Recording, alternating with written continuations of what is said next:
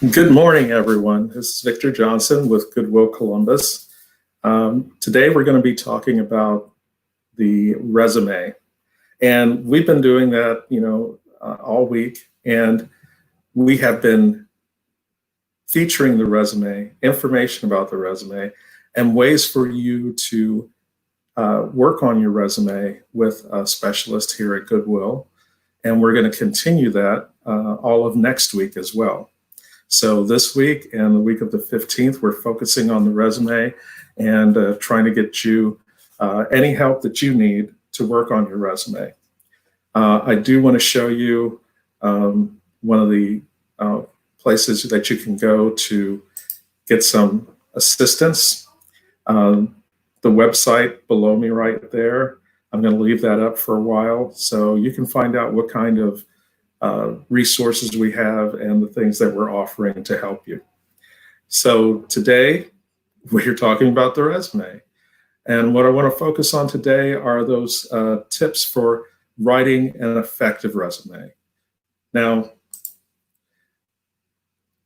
writing an effective resume is kind of like introducing yourself to someone.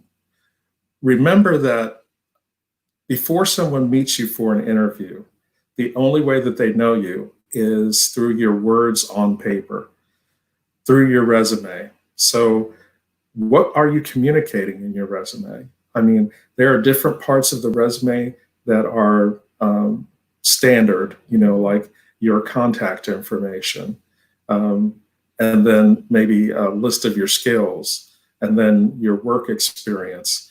But what are the words that are going into those different sections? That's what makes the difference, because you are introducing yourself to someone through your resume, and you want to make the best impression possible. So let's look at some do's and don'ts for the resume. For that first section, that contact section, only use one telephone number. Be sure your email address, voicemail message, and social networking sites are professional. And I'm going to make this just a little bit bigger just because I want to emphasize that. Your social networking and your sites that you use, these are things that employers are allowed to look up. So, if you put your resume in and the person wants to find out more about you, they can look you up on Facebook and see what your Facebook page looks like. And they can get from that, some kind of idea of what your basic character is like. Now that we live in an age where so many things are online and so many things are online forever, we just need to be really careful about what we portray ourselves as on the internet, in the cloud. We've got to be responsible about what we do.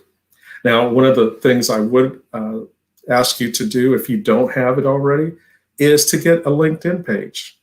LinkedIn, and if you want to start a LinkedIn page, you can just go to www.linkedin.com.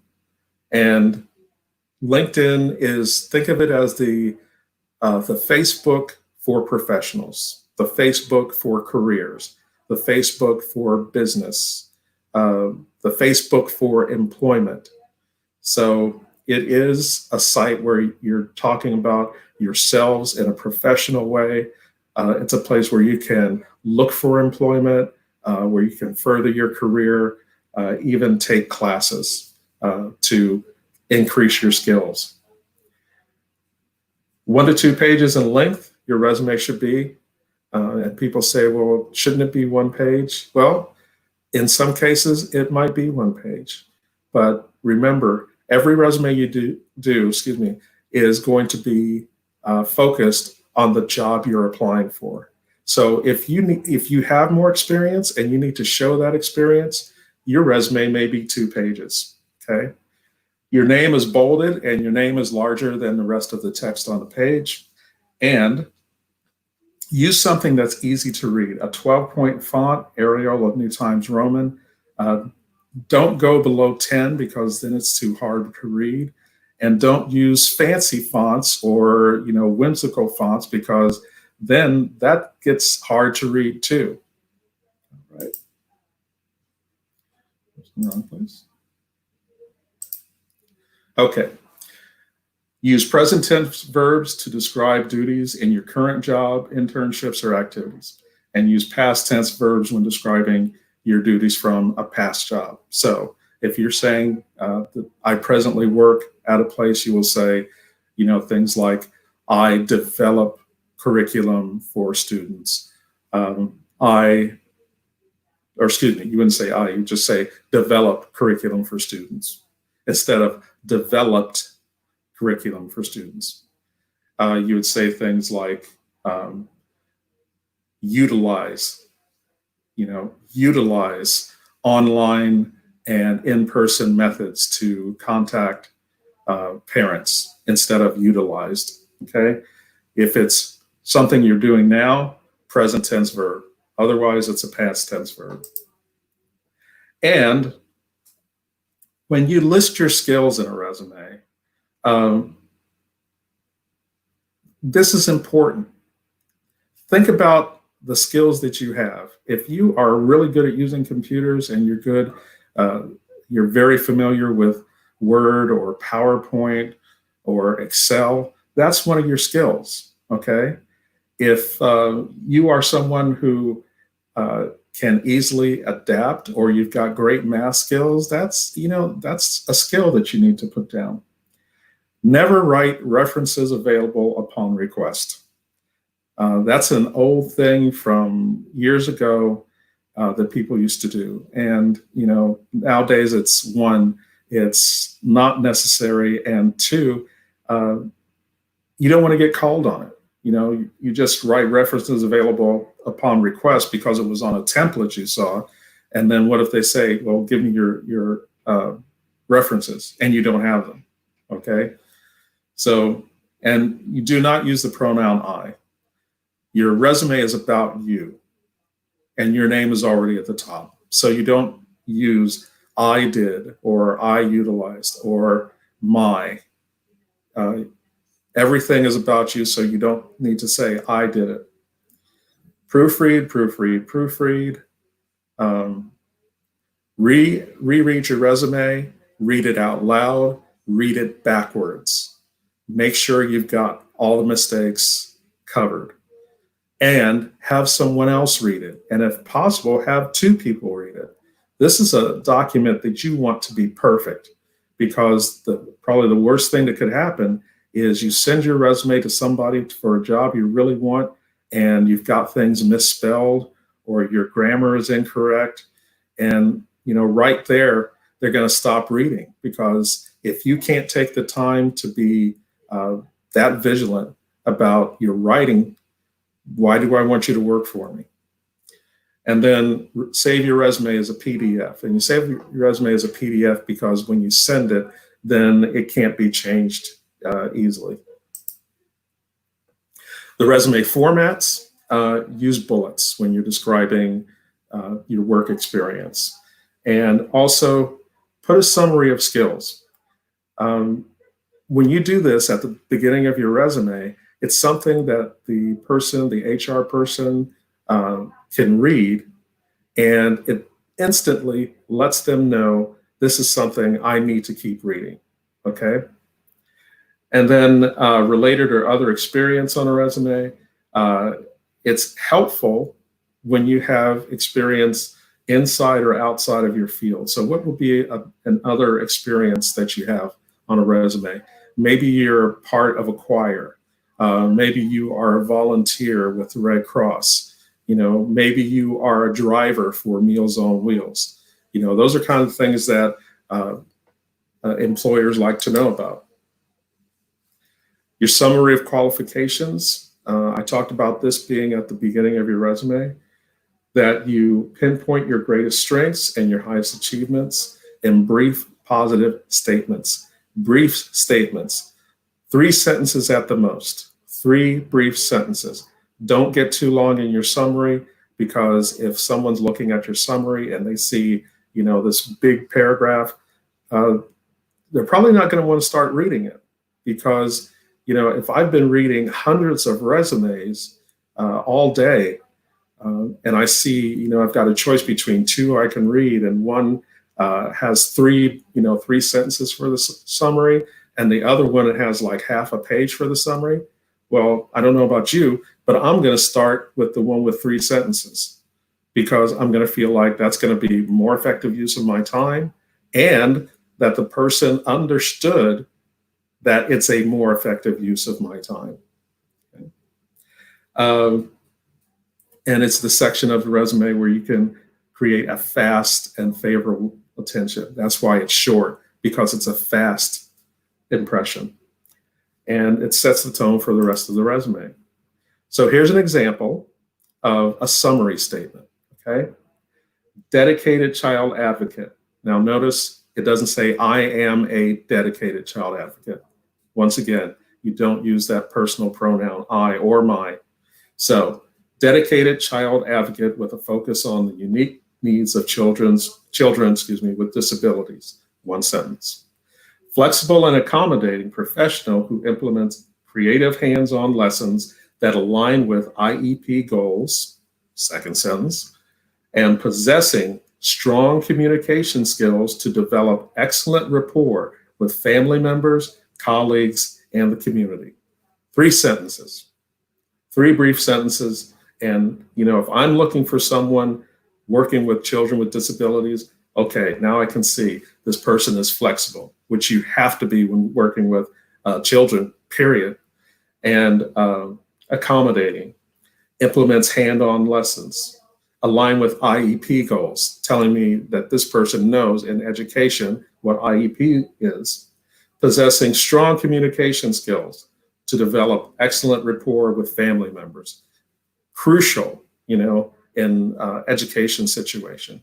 So just from reading this, now I want to see what the rest of this person's skills are. And I'd also like to say hello, good morning to Valerie Hawes. She's moderating the chat this morning. Thank you for doing that, Valerie, and good morning. Okay. Now, here's the part of the resume where I think people have the most problem. When they're describing their past work experiences. Remember, first of all, you want to use bullets, okay? Second, the words that you use to describe your experience and activities should convey skills that you have developed and have to offer to an employer. You need strong action words and self-descriptors. You're not boastful or arrogant, but you are also concise, and factual and truthful. What should you make up for a resume? Absolutely nothing. If you have not done it, don't put it down. Be truthful on a resume. Telling falsehoods on a resume or saying you did things that you didn't, if you are found out, that's grounds for termination. You can lose your job because of it. Just tell the truth. Be factual about what you've done and how well you've done it, okay? Now, these action verbs, they start off those bullets, So the bullet starts with adapted, like that. Adapted money counting procedures to ensure accurate count of sales, okay? Administered, analyzed, approved, completed, implemented, empowered. You want your bullet to start off with a strong action verb. And here's the thing. If you don't have one, or if you're online, you can go to dictionary.com and you can look up synonyms for the action verbs that you're using. If you're using certain word processing software, you can look for synonyms for the verbs that you're using. Because let's say I developed something, or I developed 3 things at the last place I worked. I don't want my bullets to say developed blah, blah, blah, developed blah, blah, blah, developed blah, blah, blah. See, I want some difference I don't want to keep repeating the same thing over and over again. So I might say developed, created, and innovated. That way, it's more interesting to read. Now, here's a really important thing about your resume, and when you're describing your past job duties or your past experience, if possible, quantify your past performance. You see this one that says save $5,000 annually by reducing fixed spending. Well, think about something you may have done at your job. Maybe you came up with a way to save time by doing certain actions. Well, try to think of how much time you saved during the day, and then add that up. 24 hours in a day. If your business was open 24 hours, think about it. How much time did you save them? And time is money. So you save them money as well. If you can find out how much money you actually save the company, put that down. If you can remember how much time you saved for a certain task, put that down. Saved 1 hour daily in the purchase and stocking of inventoried material. Quantify it. Sorted over 400 products for a location and inventory lookups daily. Cleaned homes for 15 clients monthly. Show how much you've done. Show your accomplishments. Don't just tell what your job was. Don't just say, I cleaned homes monthly, or I cleaned homes including sweeping, doing dishes, mowing the yard, whatever. No. Okay, that says what you did, but how well did you do it? And how much did you do it? Clean homes for 15 clients monthly. That's a lot of cleaning, which means that you must be organized or you wouldn't be able to do that successfully. So think of the things that you've done and how well you've done them, and put that quantity or quantification or qualification, put that into your bullets. And the last thing I want to talk about are keywords in your resume. Now, keywords are specific words or phrases that job seekers use to search for jobs and employers use to search for candidates. Keywords are used as search criteria, similar in the way that you do research on the internet. And the more keywords you use, the more closely the job will match what you're really looking for. Now, what this means is when you're doing your resume, you want to use the same kinds of words that you saw in the job announcement. So maybe, let's say you cleaned 15 houses a month, okay? And part of the cleaning that you did was, refurbishing furniture, or, that was a skill that you had. And that's something, maybe you didn't have it in your resume before, but you see in the job announcement, one of the duties they're looking for is refurbishing of antique furniture. Well, let's say you already know how to do that. Instead of saying, I renew antique furniture or I restore antique furniture, use the same words that you saw in the job announcement. Refurbish. I refurbish antique furniture. Because most companies use an applicant tracking software. And what they do is when they're looking for people, they have the job announcement. And there are certain words in the job announcement. When the computer scans your resume, it's looking for the words that are in that job announcement.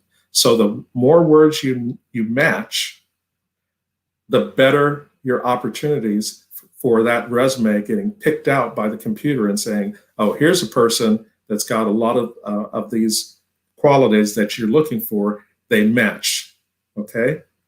Now, a great way to learn how to do this is one of our new partners, is Goodwill and Indeed have partnered together, and it is a great partnership. Lots of resources that are available to you.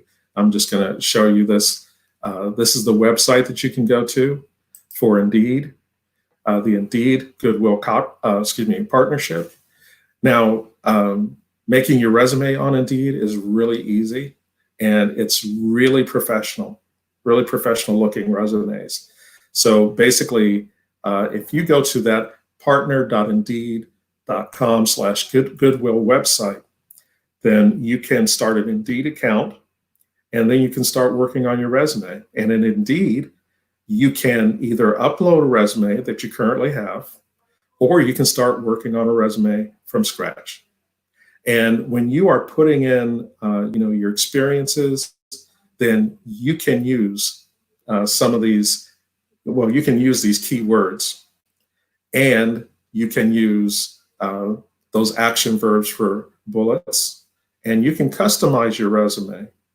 And Indeed has, I believe, over 1.3 million subscribers, meaning businesses that go to Indeed and give them these job descriptions. So when you have your resume on Indeed, there are already companies looking to match those job descriptions, looking for resumes that match that job description. And then it kicks it out, and the next thing you know, you're getting an email from Indeed saying, this is a company you might want to apply to because it matches your skills, and this is what they're looking for. So be smart about your resume. And if you're not sure if your resume is up to par, then contact Goodwill, and we can help you with your resume. We can help you make it shine and make it sing. So that's it for today about resume writing tips. There's so much going on with resumes this week and next week, and we are here to help you. So, just please contact us if you are ready to work on your resume, or you just want someone to check your resume and make sure it's great. And you can always go to the Indeed.com Goodwill resume, landing page, that site, and you can start an Indeed account, and then you can make your resume using Indeed. So, fantastic, great days ahead, and we're happy that you were here with us this morning, and we'll see you soon. Thank you for watching.